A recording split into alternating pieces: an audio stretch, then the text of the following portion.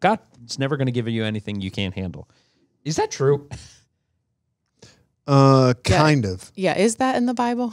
That is not in the Bible, but there's a version of it that's in the Bible. I need to try to find it because I probably should just read it. I don't have my phone on me. I know it's Paul talks about this as well, and what the passage actually says is, you will not be tempted beyond anything which that you were able to. That he will not provide a way out, or that you will be able to handle. It's not talking about circumstances. It's talking about temptation. So to sin. So you will never be tempted in such a way that God doesn't provide a way for you, the power for you to say no to that temptation. Yeah. Did you find it? Yeah. Are you thinking 1 Corinthians 10? Yes. So 1 Corinthians 10 verse 13 says, the temptation in your life are no different from what others experience, and God is faithful. He will not allow the temptation to be more than you can stand, and when you are tempted, he will show you a way out so that you can endure. Yes. And so I think we're just really good at stopping at that first sentence. Yeah. And not the continuing. Context is there is temptation. Right. And so we then apply that to, he'll never give you anything. Well, what do you mean by that? Be careful. He gave Jesus the cross. That seems beyond his ability. I mean, so just be careful how far you go with that. That's not the promise. So, and I also don't want to overstate that to say that he won't be, it's not defeatist either. Yep. Like, he does give you what you need to get through it. But that doesn't mean you're not going to have things that don't feel like you can't handle them. Wow. Well, yeah, because you just even shared with Paul, like, God said, so. Yeah. What did you say? Yeah, my grace so I can show through you. I'm not taking I work it away. best in weakness. He's like, you're right, Paul. You can't handle it. Yeah. And that's where my grace will kick in. And if you could handle it all on your own, then you wouldn't need me. You wouldn't need my grace. Right. You would think that you've got, and he says, in my weakness, now I understand the strength of God. How could you understand that without being so overwhelmed by something you didn't feel like you could handle, that you weren't forced into a position of surrender to go, God, I can't do this. And it's interesting too, because I also think we think that giants should just go away overnight. And so I don't know if you guys know how long Goliath was tempting or taunting the Philistines, but I think we've also been in scenarios that it feels like we're living there for a really long time. And it's interesting because I was reading just even in Jeremiah and just the different things that he went through and the different ways he was trying to basically tell the people around him what God was going to do.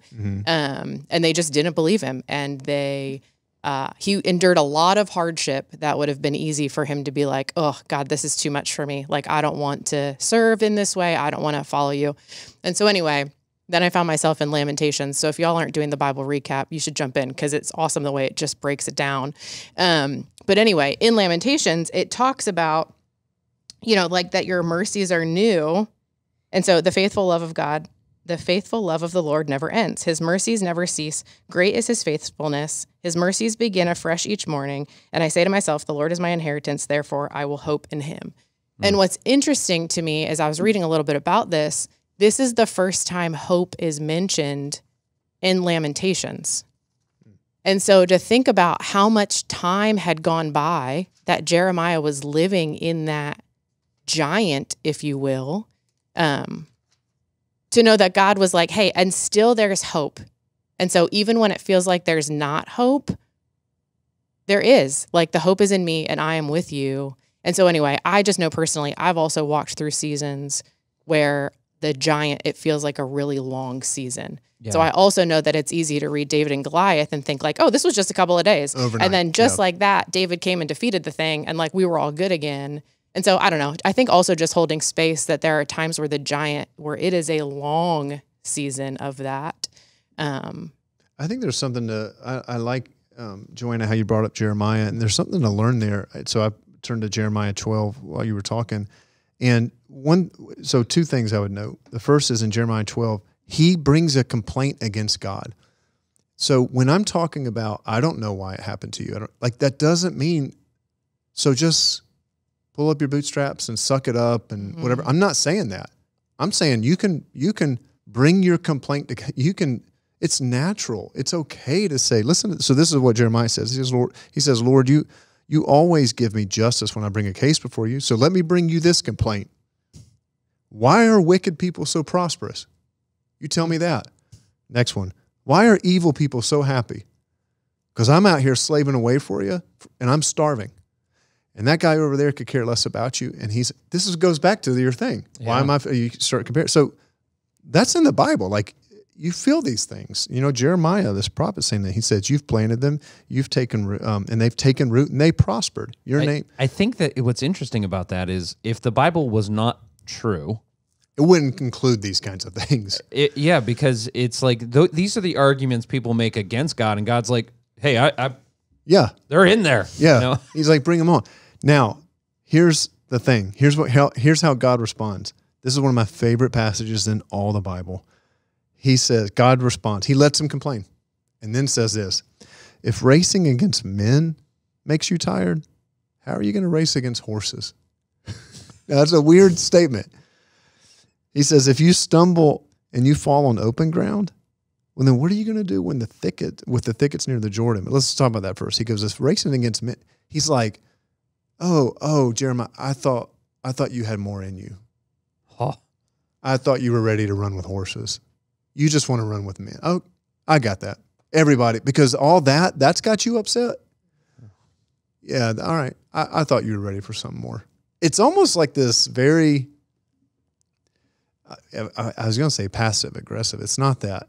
It's a very shrewd way of making a point to Jeremiah. Like, I thought you were bigger. I thought you had more than that. That's okay. We can run with men. But when you want to run with horses, then you'll realize, yeah, it's pain. There's pain. And you won't get it.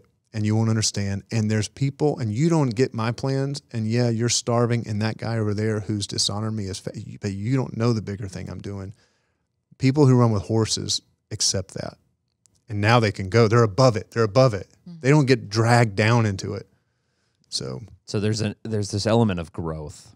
Mm-hmm. And it's like, this like not growing weary mm-hmm. in this, because what God's doing in you.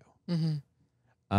And I think there are circumstances that also have the nuance of circumstances we're potentially creating for ourselves, or like habits and hangups that we're getting stuck in ourselves and not realizing. Giants. Yes, exactly. Yeah. Versus some of the nuance of giants that feel like, I didn't ask for this. Yeah. Or, you know what I mean? Yeah. I mean, that's a real, and even that, I think, even the ones that you didn't ask for, there's still a little bit of a victim. I feel like, honestly, that's kind of part of what God is challenging there in Jeremiah. It's like, if you want to play the victim, that's what all men do. That's mm-hmm. what all women do. Like, cool, we can run with it. But if you want to be above that and see me do a work of glory that's like bigger, it's going to mean there's going to be a pain with that, but you'll run with horses at that point. Mm-hmm. Then we can go way further, faster. That's powerful. Farther, faster, further, faster. Now we'll look it up. Further. I've never understood the difference. But God doesn't leave us there. And I think in the story of David and Goliath, sometimes he does. Well, I think that I'm David. That's Paul. You know what I mean? I feel like I'm probably David in the story of David and Goliath, but chances are I'm one of the soldiers on the sideline. Like I feel like I'd like to think that I'm the one that has the courageous faith, but I'm the one shaking in my boots, and God sends David. Oh, yeah. So, well, you probably both. Like... You've probably been both in life. Because let's face it, like the giant was everyone's giant. David just took it out. Right. Yeah. But it was everyone's giant. And for some people, the giant will be eliminated by God, by someone else. Or the giant there'll be some healing in some way that God is the primary source of. And so my question is, like, the Bible's filled with passages about, how we can cling to God,